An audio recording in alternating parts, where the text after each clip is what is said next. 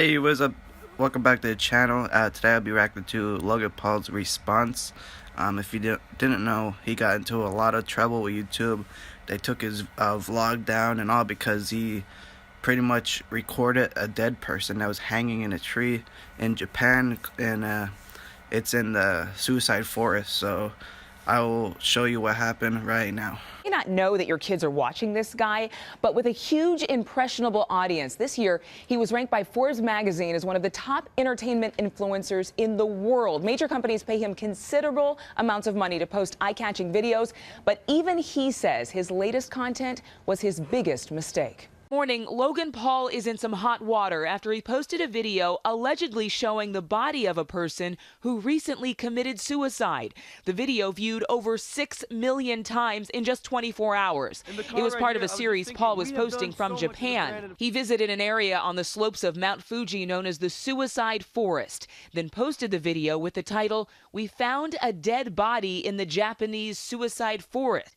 Paul has now taken down the video and apologized, writing in a statement, "I didn't do it for views. I get views. I did it because I thought I could make a positive ripple on the internet, not cause a monsoon of negativity. I intended to raise awareness for suicide and suicide prevention." Anyway, he got into a lot of trouble. So I'm just going to play the video here. If you like the video, hit that like button, share, subscribe, and definitely subscribe if you're new. Let's get into it.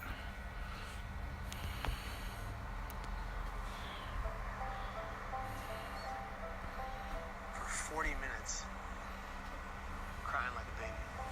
Bikers, joggers, tourists, runners, they went by me. Police officers searching for suicidal people went by me twice.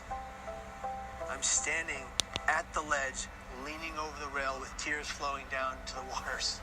And I thought to myself, absolutely nobody cares. And then the voice in my head said, "Jump now," and I did. And the millisecond that my hands cleared the rail and my legs flew over it was an instant regret. The depression was wiped from my mind, and all I wanted to do was live, and I thought it's too late. Kevin Hines was 19 when he jumped off the Golden Gate Bridge. He is one of the many incredible people that I've been grateful to meet over the past 3 weeks as I aim to further understand the complexities surrounding suicide. And I know I've made mistakes. I know I've let people down. But what happens when you're given an opportunity to help make a difference in the world?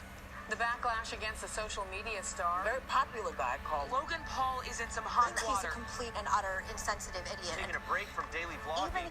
Yeah, they're basically showing again what happened. Just he got in a lot of trouble, and to me, I think he learned his lesson. I think he does deserve a chance to better himself, and if he's gonna help people with suicidal thoughts and charities, I think that's really good. I think this all happened for a reason. He says his latest content was his biggest mistake. I want to apologize to the victim and his family. It's time to learn from the past as they get better and grow as a human being. I'm here to have a hard conversation so that those who are suffering can have easier ones. So I've never been so humbled in my life by a single event.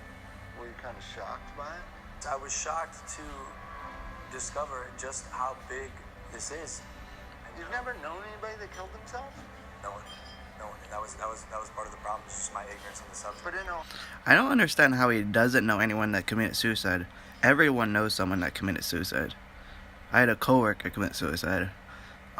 It hits hard for me because my uncle committed suicide. So like every day I think about it, and I don't know how you don't know anyone that didn't commit suicide. Where you come from, it's the second leading cause of death. And I know while I'm not able to solve the problem by myself, I want to be a part of the solution. And that solution began across the country in New York City.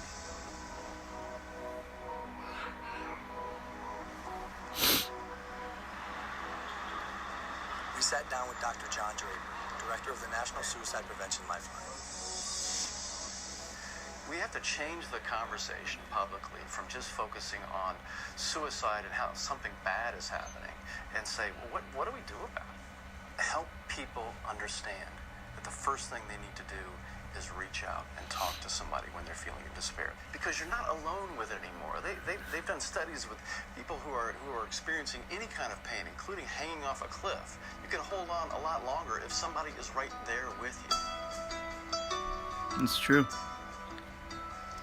I think as a society, as human beings, we just have to be more compassionate. And that includes me too. That's something I'm learning along this journey. And something else that Dr. Draper told me were the 5 steps that anyone can take to help prevent suicide. Step 1 is simply just ask. Ask yourself, ask others, are you thinking about suicide? And I know that sounds like a daunting question, but literally that question can save lives. Step 2, accordingly, would be just to listen. Be present, don't make any judgments. And then step 3 would be there for them, even after you've already asked, because dependability is key. Step 4 is then help them connect, whether it's with a friend, a family member, a local suicide hotline, therapist, but help them reach out to someone so they don't have to deal with this alone. Lastly, step 5 is just check in on them, show them that you care, call them up, say, hey, I want to make sure you're okay, can I check in with you over the next few days? So one of the things that is so important about reducing stigma is getting stories out there about people positively coping with suicide. Do you guys know anyone I could talk to with a lived experience of suicide? And I really like this video because he's actually serious. He seems like he cares, and I just really enjoy this video. I think he actually learned from his mistakes. Absolutely. We have quite a number of people that we could refer over to. That'd be great. Yeah. And that's how we got introduced to Kevin Hines. 17 years ago, Kevin jumped off of the Golden Gate Bridge and survived. These are individuals whose stories, when people hear them, they say, you know, maybe I can get through. As opposed to hearing stories when people haven't. And those are, unfortunately, those are the stories that we've heard before. Now we're hearing more and more stories of people being more open about it. As I was saying before, Logan, for every one person that dies by suicide, there's 287 other people that think seriously about it but don't. Those are stories, again, that have not been told. If we told those stories of people who got through it as opposed to one who didn't, imagine what kind of influence that would have on people's behavior. When I found out that 1 in 6 high school kids seriously think about suicide, that's stunning. Yeah. This is such a common problem. Logan, all I wanted was for one person to look me in my eyes and say, hey, kid, are you okay? I am so grateful to be alive. And I'm grateful today for every millisecond I get to breathe. Because it was almost all ripped from me by me. What's one thing you would have said to your younger self? To the Kevin who is 19, sitting on the bus, if you were next to you, and instead of the guy who pointed and laughed, what would you say? I would just put my hand on the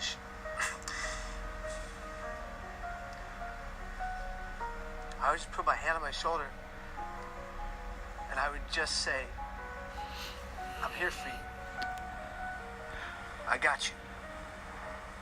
We need to be a society that comes together for every person in the community that's going through hell. And in order to do that, every person that's going through hell, whatever hell, has to be honest about their pain. And if they're going to be honest about their pain, we are going to collectively answer the call and be there for that individual. Because if you don't see beauty in the next person you meet, you're not looking hard enough. You're incredible, dude. This is an honor. It really was an incredible story, really. He could be dead right now, but he's not. I think he's here for a reason. I think God has him on this earth for a reason. And he has everyone on this earth for a reason. Me, you, watching this video, everyone. It's an honor for me too, brother.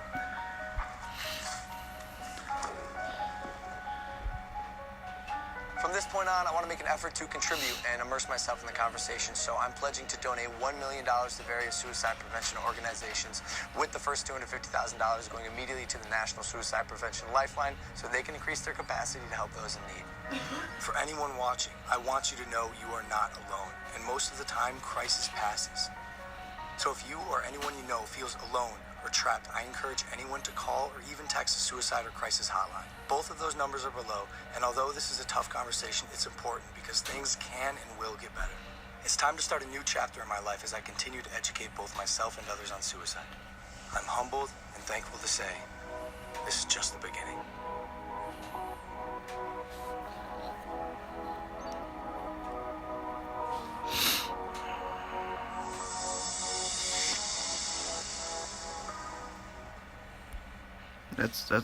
That's a great video. I'm glad I think that's the rebound that he needed. I think he really learned from his mistake. He's gonna donate $1 million to various organizations for suicide, and I just think that's a great cause. I think he's getting the second chance that he needs. I think everybody should give him a chance to prove himself that he fucked up. He's young, and he learned from his mistake, basically. So, guys, if you like this video, smack that like button. I appreciate you watching, and if you have any thoughts, the number is here, right there, 1-800-273-8255. Share this video with a friend, share this with friends, and get this out there so if they have any thoughts of suicide, help them out. Thank you, guys. I love you guys. I will see you guys, sorry, in the next video.